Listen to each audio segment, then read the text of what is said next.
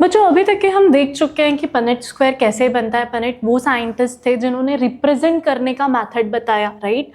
अब हम बात करते हैं, जैसे पनेट स्क्वायर हो चुका है, अब हम देखेंगे कि बैक क्रॉस और टेस्ट क्रॉस क्या होता है, ठीक है।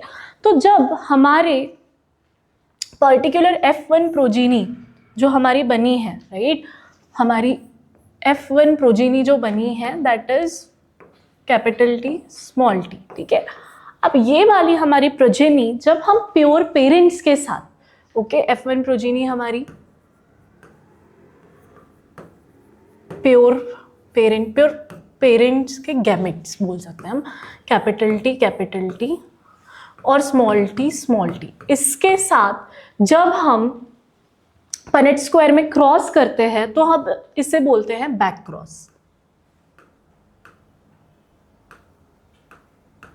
जहां पे आप क्या कर रहे हैं, तो आप अपनी it is a cross of F1 progeny with any of the parents, ठीक है, any of the parents with pure gametes. ये आपको याद रखना है कि प्योर गैमेट्स के साथ आप क्रॉस करते हैं, फाइन।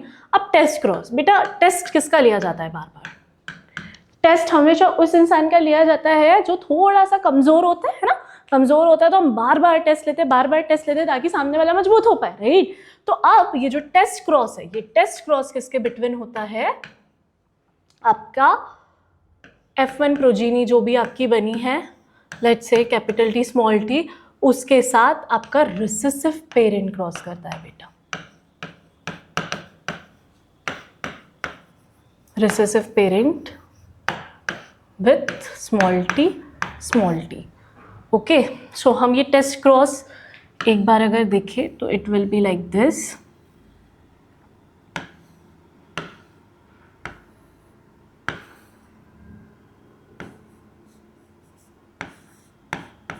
ठीक है। अब आपका ये वाला बना है capital T small T, F1 progeny small T, capital T small T, then capital T small T and small T. Now here if you will see 1:1 ratio would be there in the test cross. अब test cross किसके बीच में हुआ है? Test cross हुआ है cross between F1 progeny with homozygous recessive parent. Recessive parent जो है कमजोर है, ठीक है, रिसेसिव स्मॉल टी, फाइन। अब हम आते हैं फिनोटिपिक रेशियो और जीनोटिपिक रेशियो, जो मैं ऑलरेडी बता चुकी हूँ। फिनोटिपिक रेशियो मीन्स आपका जो फिजिकल अपीयरेंस है, ठीक है, वो डिटर्मिन करता है बेसिकली, ठीक है। तो अभी जैसे कैपिटल टी स्मॉल टी है, capital T small T, here what will happen, capital T will show it's dominance over the recessive gene और अब टॉल दिखेंगे अपीयरेंस में, ठीक है। तो यहाँ पे अगर आप देख रहे हैं तो यहाँ फिनोटिपिक रेशियो भी 1:1 है, ठीक है, that is your PR। Phenotypic ratio भी 1:1 है और जीनोटिपिक रेशियो भी बेटा 1:1 ही है, क्योंकि यहाँ पे T and T, capital T small T, ये दोनों सेम गैमेट्स है and this two are again similar, okay. अब हमने देखा कि पर्टिकुलरली बैक क्रॉस क्या है, टेस्ट क्रॉस क्या है। बैक क्रॉस क्या है? जहाँ पे आपका F1 जनरेशन जो बना है वो आपके बोथ द पेरेंट्स के साथ, जो कैपिटल टी गैमेट कंटेन कर रहा है, स्मॉल टी कंटेन कर रहा है, उसके साथ उसका क्रॉस हुआ है। टेस्ट क्रॉस में रिसेसिव पेरेंट, हमेशा याद रखेंगे टेस्ट किसका होता है? जो बच्चा कमजोर होता है, कमजोर बच्चा हमारा रिसेसिव है, और रिसेसिव मतलब small T homozygous. Now genotypic phenotypic is clear. Now we will see what is dihybrid cross. अब आपको डाइहाइब्रिड क्रॉस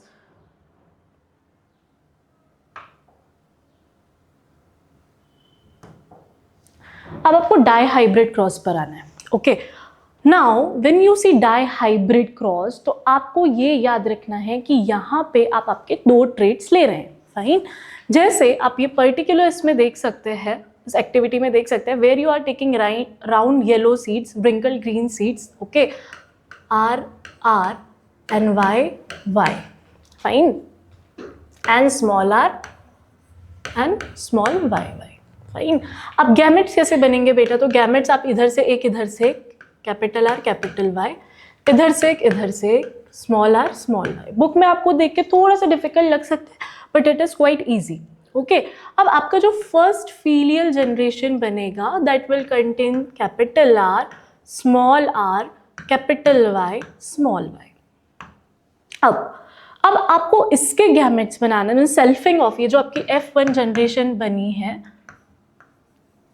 इसकी आप जब सेल्फिंग करेंगे तो बेटा कुछ इस तरीके से हमारे गैमेट्स बनेंगे। ये आर यहाँ जाएगा, ये आर इसके साथ भी जाएगा।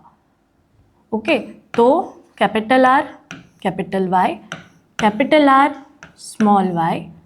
Okay then ahead when we will move, तो ये आर इसके साथ भी जाएगा और ये आर इसके साथ भी जाएगा। Small R, capital Y, small R, small Y. अब ये चार जो हमारे गैमेट्स बने हैं, when we arrange them in the Punnett square we get particular ratio. ठीक है, ये अगर आप इसे पर्टिकुलरली पुनेट स्क्वायर बना करके कैलकुलेट करेंगे रेशियो, तो आपका बेटा फिनोटिपिक रेशियो आता है। ठीक है, P is for phenotypic ratio. आपका फिनोटिपिक रेशियो आता है 9:3:3:1 और आपका जीनोटिपिक रेशियो आता है 1:2:1, 2:4:2 and then 1:2:1. How you will remember this thing? ठीक है, अब हमें याद है कि हमारे मोनोहाइब्रिड का जो फिनोटिपिक रेशियो था वो कैसा था बेटा। ठीक है, मोनोहाइब्रिड क्रॉस अगर आपको याद आ रहा है 3:1। ठीक है, हमारा फिनोटिपिक रेशियो वहाँ था 3:1। आपको कुछ नहीं करना है, आपको ये देखना है कि 3:1 ओके और 3:1 अगर मैं ऐसा एक सॉल्व करती हूँ प्रॉब्लम, तो मैं इसको इससे भी मल्टीप्लाई कर दूंगी, इसको इससे भी मल्टीप्लाई कर दूंगी। 3 3 9, 3 1 3, एज सिंपल एज दैट। यहाँ पे आइए 1 into 3 that is 3, 1 into 1 that is 1। अब आपको ये फिनोटिपिक रेशियो याद करने के लिए सिर्फ ये देखते हुए आप अपना फिनोटिपिक रेशियो और जीनोटिपिक रेशियो दोनों याद कर सकते हैं। अब अगर आपको याद आ रहा है तो मोनोहाइब्रिड में बेटा हमारा जीनोटिपिक रेशियो था 1:2:1, है ना। आपके small T 1, capital T 2 and capital T might be 1, right. तो अब आप इसको फिर से ऐसे ही करेंगे। अब क्या होगा, ये 1 इससे भी मल्टीप्लाई हो रहा है, ये 1 इससे भी मल्टीप्लाई हो रहा है, ये 1 इससे भी मल्टीप्लाई हो रहा है। फाइन, ऐसे करके आप करेंगे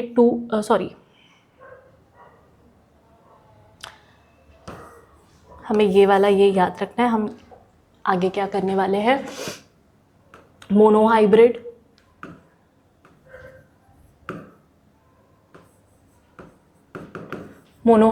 का आपको जीनोटिपिक रेशियो याद है, क्या था बेटा जीनोटिपिक रेशियो 1:2:1। अब आप डाईहाइब्रिड का निकाल रहे हैं।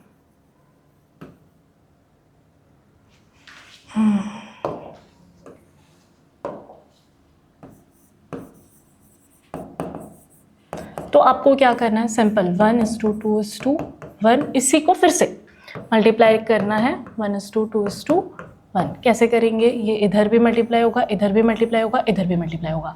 क्या हुआ 1:2:1। फिर से सिमिलर गोज विद दिस, ये इसके भी साथ मल्टीप्लाई होगा, इसके भी साथ मल्टीप्लाई होगा, इसके भी साथ मल्टीप्लाई होगा। फिर आपको आ जाएगा 2:4:2।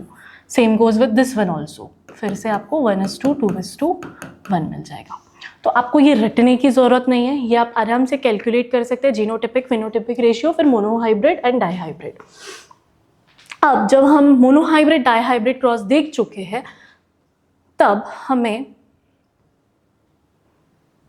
स्टार्ट करना है Mendel laws of inheritance. Okay, सबसे पहला जो मेंडल का लॉ है that is law of dominance. अब लॉ ऑफ डोमिनेंस मतलब क्या, तो एक ऐसा ट्रेट, एक ऐसा अलील रहेगा जो डोमिनेंट रहेगा और वो अपने एक्सप्रेशन से दूसरे को मास्क कर देगा। फाइन, तो जब आप मेंडल लॉज ऑफ इनहेरिटेंस में देख आते हैं तो हमारा सबसे पहला लॉ है that is law of dominance. ठीक है, in monohybrid and dihybrid cross the phenotypic characters are controlled by, ये एक इंपॉर्टेंट लाइन है बेटा। ठीक है, first law that is law of dominance. अगर ये आपको पेपर में आता है तो आप क्या लिखेंगे, एनसीईआरटी की ये लाइन एज इट इज आपको लिखनी है, ठीक है। क्या कि phenotypic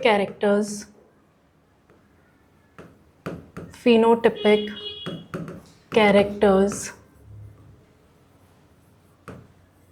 are controlled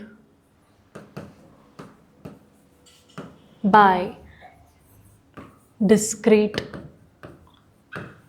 units or factors which is called as factor, और ये फैक्टर ही कुछ नहीं आपका जीन है। Fine. Now in dissimilar pair of factors one member of the pair, अब आपने ये ऑलरेडी देखा है कि आपका जो डोमिनेंट पेरेंट है, ठीक है, कैपिटल टी स्मॉल टी, आपकी जो first filial capital T small T, आपकी जो F1 प्रोजीनी बनेगी, ठीक है, वो कैसी रहेगी बेटा, टॉल रहेगी, ठीक है। तो इसका मतलब क्या है कि जहाँ पे एक particular parents, whether it is monohybrid dihybrid, तो उन्होंने बताया है कि जो एक पेरेंट है वो डोमिनेट कर जाएगा, डोमिनेंस दिखा जाएगा, उसी को आप क्या बोल रहे हैं, लॉ ऑफ डोमिनेंस। मतलब यहाँ पे जो फिनोटिपिक कैरेक्टर है वो इन्फ्लुएंस होते हैं बाय द डिस्क्रीट यूनिट्स, जिसको फैक्टर बोला जाता है, यही जीन है। और इसमें से एक ऐसा फैक्टर रहेगा जो डोमिनेंट रहेगा और जो अपना एक्सप्रेशन करेगा। ओके, देन अब हम बाद में देखते हैं तो हमें पता चलता है कि इनकम्प्लीट डोमिनेंस, को डोमिनेंस वाले भी फैक्टर्स हैं, जो ये मेंडल के लॉज को एक्सेप्शनल केस है। Okay, then comes law of dominance. तो लॉ ऑफ डोमिनेंस में आप क्या लिखेंगे कि when two homozygous individuals with one or more sets of contrasting characters are crossed that appear in F1 are dominant and those do not appear are recessive. तो मान लीजिए कि अगर आपका एक टॉल प्लांट है ना, एक टॉल प्लांट, एक ड्वार्फ प्लांट एक दूसरे से क्रॉस हो रहा है, तो आपकी अगर F1 जनरेशन जो बन रही है वो कुछ ऐसे बनेगी कि जहाँ पे आपका ये टी आएगा गैमेट से, ये वाला स्मॉल टी आएगा, और ये जो फर्स्ट फीलियल जनरेशन है ये अगर टॉल है तो आपको पता चल जाता है कि आपका कौन सा कैरेक्टर डोमिनेंट है, that is tall one. Okay, the second law, that is the statement of law of segregation, जिसको प्योरिटी ऑफ गैमेट्स भी बोला जाता है, ठीक है। Law of purity of gametes, ये अगर पेपर में दूसरे नाम से पूछ लिया तो आपको कंफ्यूज नहीं होना है। Segregation, law of segregation is only the law of purity of gametes. Fine. The law states that when hybrid F1 forms gametes and alleles segregate from each other and entered in different gametes, the gametes formed are pure in that they carry only one allele, each dominant or recessive. Hence, this law is law of purity. तो अब यहाँ पे again law of purity में बताया है कि अगर एक particular हाइब्रिड बन रही है तो वो प्योर गैमेट्स, अगर टॉल है, टॉल गैमेट्स है, तो वो पर्टिकुलरली टॉल प्रोजीनी ही बनेगी, और डॉफनेस के अगर अलील्स हैं तो वो डॉफ ही वेराइटी बनेगी। तो this is the law of segregation और law of purity of gametes. Now will come towards the law of independent assortment. Now अब जब हम डाई हाइब्रिड क्रॉस देखते हैं बेटा, तो ये इंडिपेंडेंट असॉर्टमेंट वाली बात आती है डाई हाइब्रिड क्रॉस में, ठीक है। अब यहाँ पे हम मान लेते हैं कि हमने कैरेक्टर्स लिए हैं the same one which we have taken here, ठीक है, आपके राउंड येलो है ना, आपके राउंड और येलो सीड्स थे, that is capital R capital R capital Y capital Y. Then आपके व्रिंकल ग्रीन सीड्स हैं, ठीक है, that is small R small Y small Y. अब बेटा ये particular law of independent assortment क्या बोल रहा है, पहले ये समझते हैं। This law is based on the dihybrid cross. It is basic principle of genetics developed by Mendel. It describes how different gametes or alleles on separate chromosomes independently separate from each other during the formation of gametes. These alleles are randomly united in fertilization. In dihybrid cross, that is F2 phenotypic ratio is 9:3:1, indicates that two pairs of characters behave independent of each other. It can be concluded that two characters under the consideration are assorted independently. इसका मतलब बेटा यहाँ पे क्या बताया है कि अगर ये राउंड येलो सीड्स हैं, ठीक है, तो आपके ये राउंड येलो सीड्स जो है ये अपने आप का जो अस्तित्व है वो बना कर रखते हैं, ठीक है। इसका मतलब क्या है कि जो भी आपकी प्रोजेनीज बनेगी, ठीक है, वो राउंड, जैसे अगर हम लोग यहाँ से आर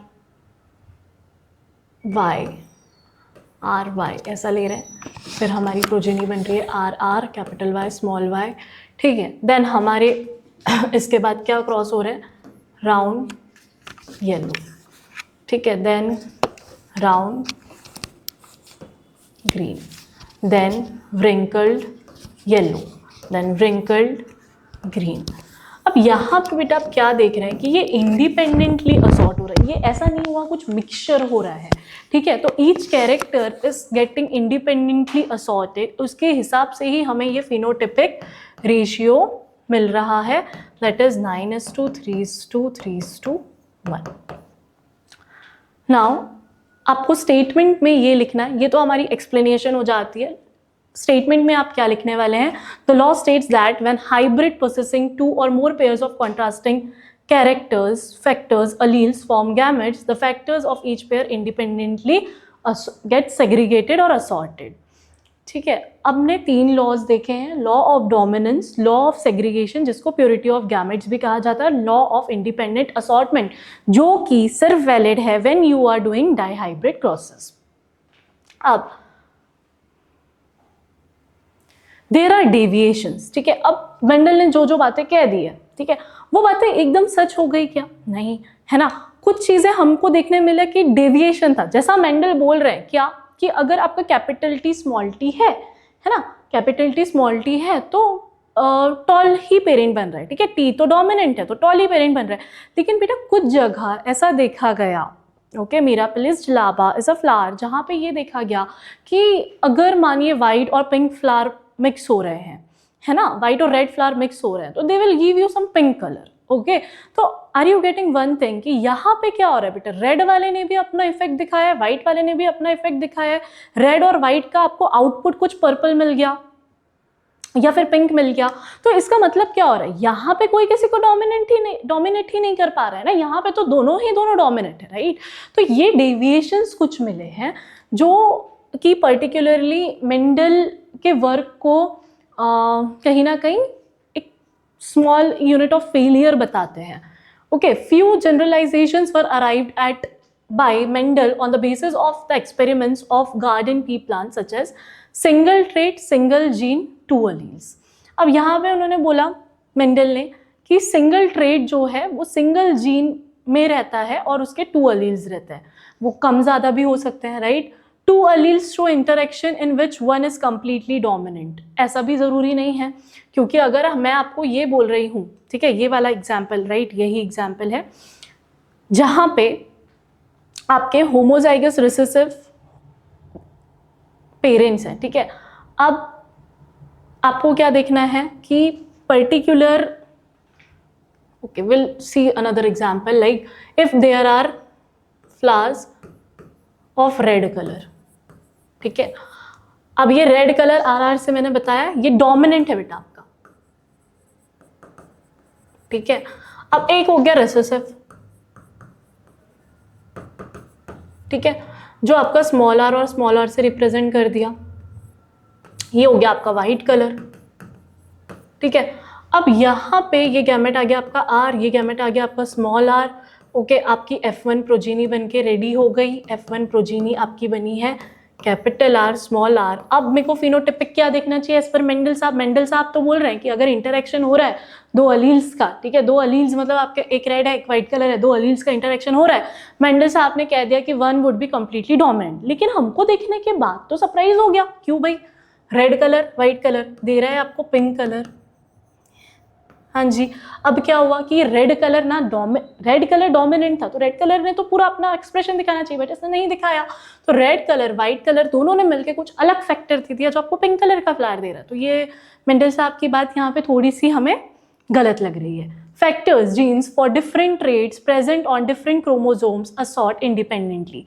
अब यहाँ पे दैट इज इंडिपेंडेंट असॉर्टमेंट जो डाइहाइब्रिड क्रॉस में हुआ है, ये भी कहीं देखा गया कि ये वाला फैक्टर भी नहीं है, ठीक है। तो मिरापिलिस जलापा एंड देन स्नैपड्रैगन, तो ऐसे बहुत सारे इंसेक्ट्स प्लांट्स में ये स्टडी किया गया, तो ये पाया गया कि ये तीनों जो मेंडल की फाइंडिंग है इसमें कहीं ना कहीं changes are required. Okay, with the passage of time, number of deviations were observed, identified in the post-Mendelian era, और इसी को नियो मैंडलिज्म कहा जाता है। बेटा ये अगेन ये इंपॉर्टेंट है, नियो मैंडलिज्म पेपर में आ सकता है, ठीक है। क्या क्या बात याद रखनी है? पहली बात, हमारे मेंडल जी ने बोला single trait single gene 2 alleles, okay, but ऐसा देखने के लिए नहीं मिलता, कहीं कहीं आपको ज़्यादा कम ये आपको स्नैपड्रैगन में देखने के लिए मिलेगा। 2 allele show interaction in which one is completely dominant, this is here I told you कि एक ये हो सकता है कि अगर आप इनकम्प्लीट डोमिनेंस देख रहे, एक तो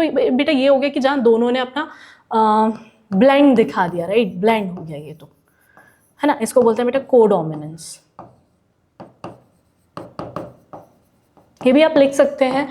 देन अब उसके अलावा बेटा कहीं कहीं इनकम्प्लीट डोमिनेंस भी दिखता है, जैसे suppose you are taking black cow, you are taking white cow, ठीक है, your black and white cows के अगर हम ले रहे हैं, अब हम देखते हैं कि हम उनको फर्दर उनकी जनरेशन्स लेते हैं, तो हमको पता चल रहा है कि black and white spotted cow मिल गई हमको, ठीक है। तो ये क्या हुआ, this is a form of incomplete dominance. यहाँ तो मतलब डोमिनेंस तो दोनों ने दिखाया बट इनकम्प्लीट था बेटा। ये इनकम्प्लीट मतलब आपको वाइट, सॉरी, आपको white plus black spotted cow मिल गई, ठीक है। अब मुझे इससे रिलेटेड एक जोक याद आया।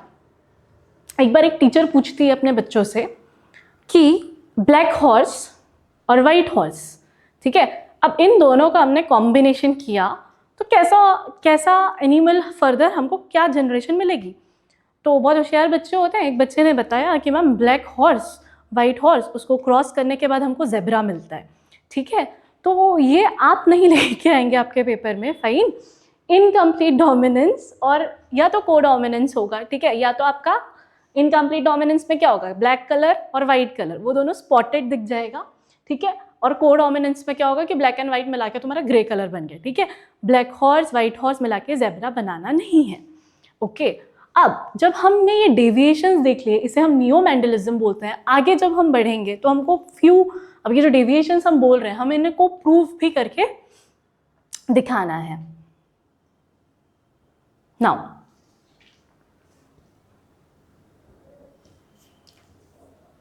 ओके, अब यहाँ पे आपको डेविएशन से रिलेटेड बातें बताइए कि single trait single gene 2 alleles showing interactions like codominance and incomplete dominance. जैसे मैंने आपको ये बताया, ये कोडोमिनेंस और इनकम्प्लीट डोमिनेंस के एग्जाम्पल हैं, ठीक है। सिंगल ट्रेट सिंगल जीन मोर देन 2 अलील्स, मल्टीपल अलीलिज्म, ठीक है। इसका मतलब हमारे स्किन का कलर, बेटा स्किन का कलर मल्टीपल अलील शो करता है। जैसे आपका जो स्किन का कलर है उसमें मल्टीपल जीन्स आर रिस्पॉन्सिबल, ठीक है। Single trait more than 1 gene polygenic, ठीक है। यही पॉलीजेनिक मतलब आपके स्किन का कलर रहेगा, क्योंकि आपके स्किन का कलर मल्टीपल जीन्स जो है वो आपके स्किन के कलर को अफेक्ट करते हैं, okay. Single gene influencing many traits, P के ही प्लांट में है ना, पी के ही प्लांट में प्लियोट्रॉपी दिखती है जहाँ पे एक सिंगल जीन मल्टीपल कैरेक्टर्स बता रहा है, साइज बता रहा है, शेप बता रहा है, ठीक है। That is example of pleiotropy. Now it was observed that the phenotypic expression of the gene can be modified or influenced by other gene. This gene interactions, there are 2 kinds of gene interaction occur between the alleles of the same gene, that is incomplete dominance or codominance. अगर same gene है in the sense, अभी जैसे यहाँ पे alleles of same gene, मतलब हम ये वाला एग्जाम्पल जो देख रहे हैं, ठीक है, जहाँ पे हम कलर की बात कर रहे हैं रेड और वाइट वाले, ठीक है, तो यहाँ पे आपको क्या देखने के लिए मिल गया, पिंक कलर, है ना, ब्लेंडिंग हो गई बेटा, ब्लेंडिंग हो गई मतलब कोडोमिनेंस हो गया, ठीक है। इनकम्प्लीट डोमिनेंस जहाँ पे दोनों ही दिख रहे हैं, दोनों भी कंप्लीटली नहीं ये कर पा रहे हैं, Okay, then it also occurs between the multiple alleles and series of gene intergenic interactions occur between the alleles of different genes present on the same or different chromosomes. That is, जहाँ पे आपका एक gene influence कर रहा है many characters, ठीक है, और जहाँ पे आपका बहुत सारे जीन एक ही कैरेक्टर जो है वो शोकेस कर रहे हैं, ठीक है. अब एग्जाम्पल ऑफ इनकम्प्लीट डोमिनेंस, ठीक है, अभी जो हमने ये देखा है, this is example of incomplete dominance, ठीक है बेटा. In incomplete dominance both the alleles of an allelomorphic pair express themselves partially. यहाँ पे रेड ने भी अपना एक्सप्रेशन दिखाया, व्हाइट ने भी अपना एक्सप्रेशन दिखाया, ठीक है. वन जीन अलील और gene can not express itself completely, ठीक है. तो मिराबिलिस जलापा, ये जो मैंने आपको फ्लावर बोला है, ये इसी का एग्जाम्पल है. यहाँ पे डोमिनेंट रेड वाला फ्लावर रहता है, व्हाइट वाला रिसेसिव रहता है, दोनों के गैमेट्स आते हैं, दोनों की एक जनरेशन बनती है जो कि पिंक फ्लावर बना देता है. ये क्या है? ये इनकम्प्लीट डोमिनेंस है. एक भी ना रेड अपना इफेक्ट पूरी तरीके से दिखा पा रहा है, ना व्हाइट अपना इफेक्ट पूरी तरीके से दिखा पा रहा है. फाइन. अब इसका रेशियो क्या होता है बेटा? तो यहाँ पे हमको रेशियो अगर हम देखें तो रेशियो क्या दिख रहा है कि जीनोटिपिक रेशियो 1:2:1 है. फिनोटिपिक रेशियो भी 1:2:1 आएगा बेटा. क्यों ऐसा हो रहा है? क्योंकि आपका ये जो RR वाला, जैसे हमको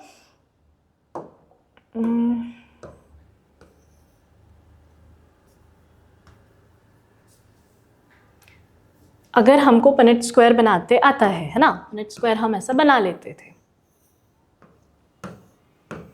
ठीक है. अब पनेट स्क्वायर कैसे बनेगा? तो हमारी F1 प्रोजेनी क्रॉस करती है RR RR और यहाँ पे भी आपका RR और RR, ठीक है. अब क्या हो जाएगा बेटा? यहाँ पे आपका पेरेंट्स का क्रॉस, ठीक है. अब यहाँ पे क्या हो जाएगा आपका, अरे sorry my mistake,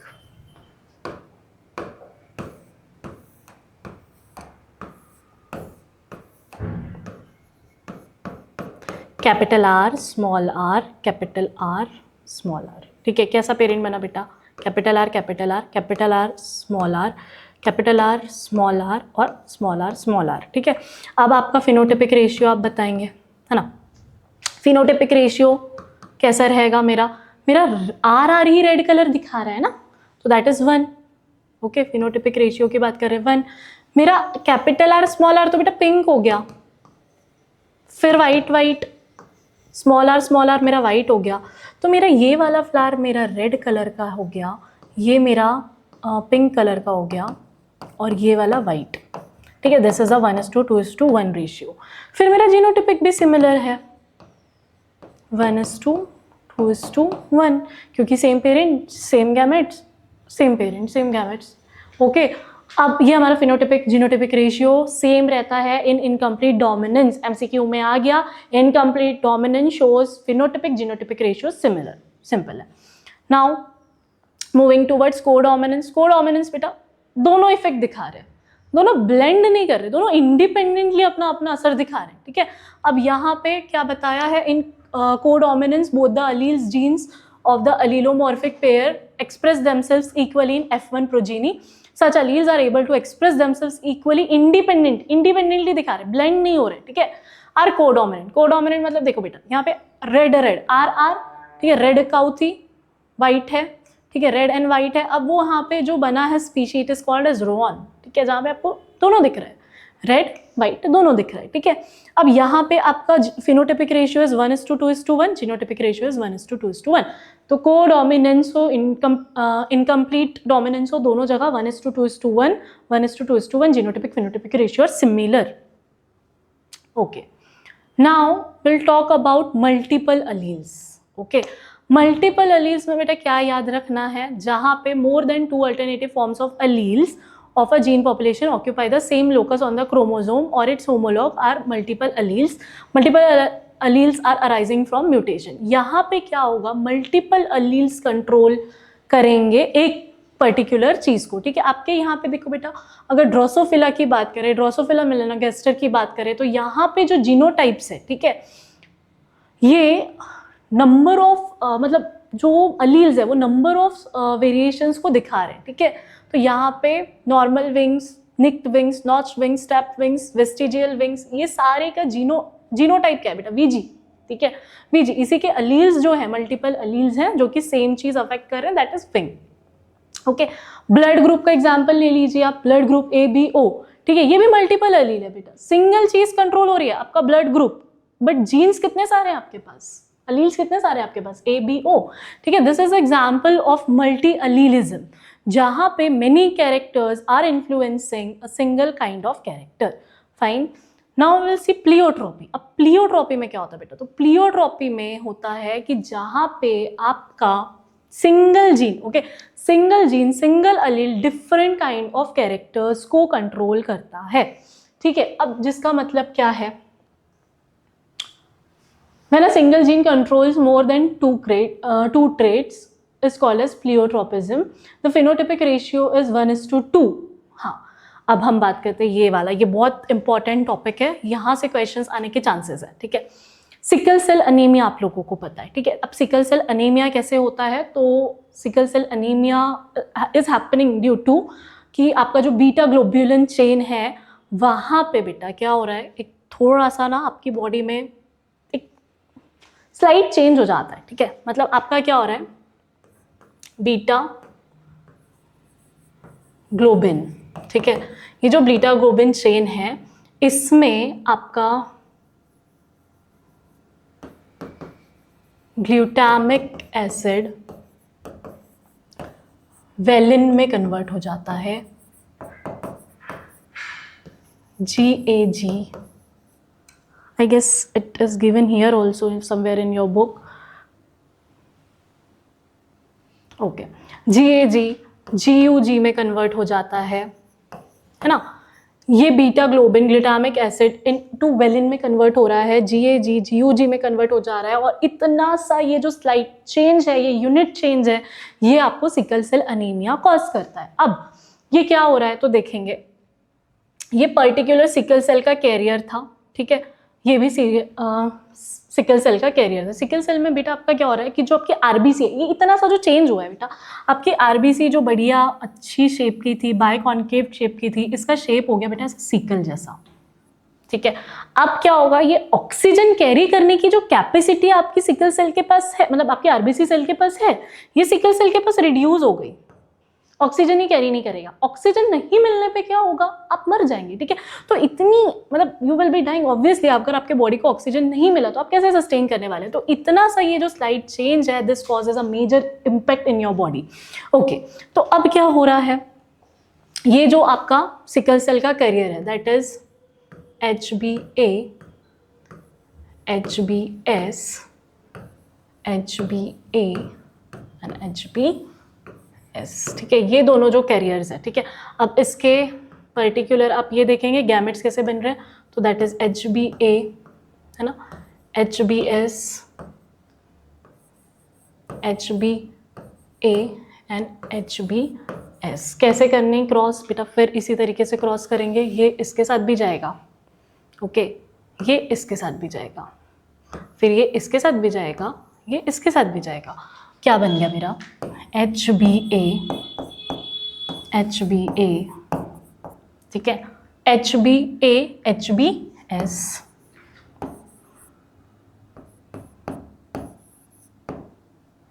sorry, HbA, HbS, then HbS, HbA और HbS। जब आप ये खुद से बनाएंगे बेटा, बुक में देखेंगे बहुत कॉम्प्लिकेटेड लगेगा, जब आप ये खुद से बनाएंगे तो आपके लिए चीज़ इजी रहेगी, ठीक है।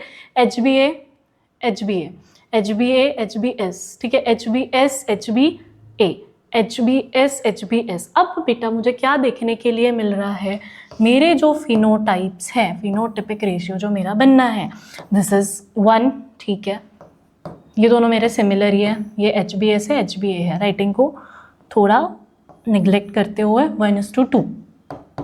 ये भी बेटा 1 बन सकता है, लेकिन यहाँ पे तो ये जिंदा ही नहीं रहेगा 1 बनने के लिए, ये तो मर जाएगा, सिकल सेल अनीमिया हो गया ना इसको बेटा। HbS, HbS कैरियर आ गया इस पे, ठीक है, ये सॉरी कैरियर नहीं, ये तो पूरा डिजीज वाला सिकल सेल अनीमिया वाला इंसान है, तो ये तो बचेगा ही नहीं, ये मर जाएगा, इट विल डाई, ठीक है। तो आपका फिनोटिपिक रेशियो जो है वो क्या हो गया, 1:2।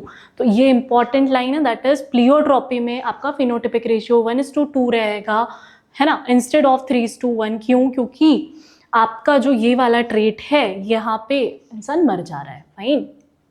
अब this again you understood sickle cell anaemia में क्या हो रहा है। तो सिकल सेल अनीमिया में आपकी जो आरबीसी है ये अपने नॉर्मल शेप से सिकल शेप की हो गई, ऑक्सीजन कैरी करने की एफिशिएंसी इसने खो दी। अगर एक बॉडी में प्रॉपर फ्लो ऑफ ऑक्सीजन नहीं रहेगा तो it won't be surviving. Fine. Now from upcoming class we will see what is the chromosomal theory of inheritance and we will move ahead. Thank you.